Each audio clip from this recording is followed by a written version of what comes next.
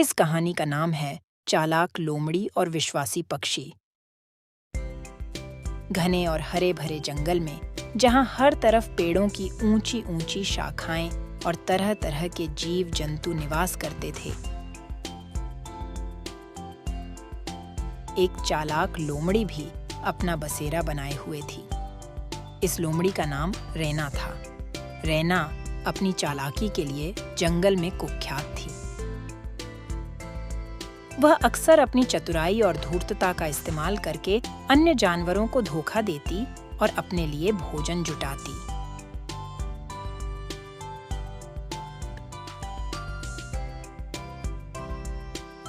एक दिन रैना को भूख लगी थी।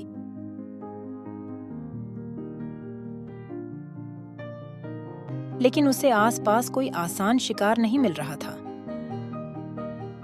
तभी उसकी नजर एक बड़े पेड़ पर गई, जहां विभिन्न प्रकार के पक्षी अपने घोंसलों में आराम फरमा रहे थे। रैना के मन में एक योजना आई। वह सोचने लगी, क्यों ना मैं इन पक्षियों को धोखा दूं और उन्हें अपना भोजन बना लूं। इसी सोच के साथ रैना ने पक्षियों के पास पहुंचकर उनसे मित्रता का हाथ बढ़ाया।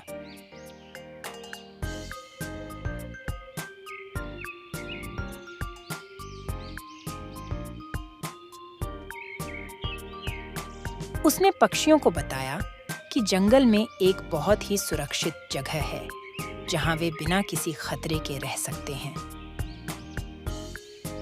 कुछ पक्षी रैना की बातों में आ गए, लेकिन एक चतुर पक्षी जिसका नाम विनय था, ने रैना की चाल को समझ लिया।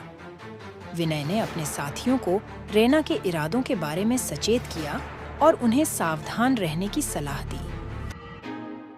जब रैना ने देखा कि उसकी योजना कामयाब नहीं हो रही है, तो उसने अपनी रणनीति बदली और खुद को घायल होने का नाटक करने लगी, उम्मीद करते हुए कि पक्षी उसकी मदद के लिए आएंगे।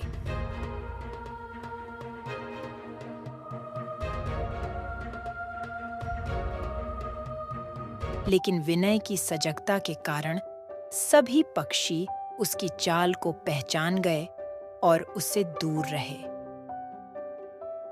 अंत में रैना को समझ में आ गया कि उसकी चालाकी और धोखे की नीतियां इन बुद्धिमान पक्षियों के सामने नाकाम रहीं। उसे यह भी एहसास हुआ कि सच्चाई और ईमानदारी का मार्ग ही सबसे उत्तम है।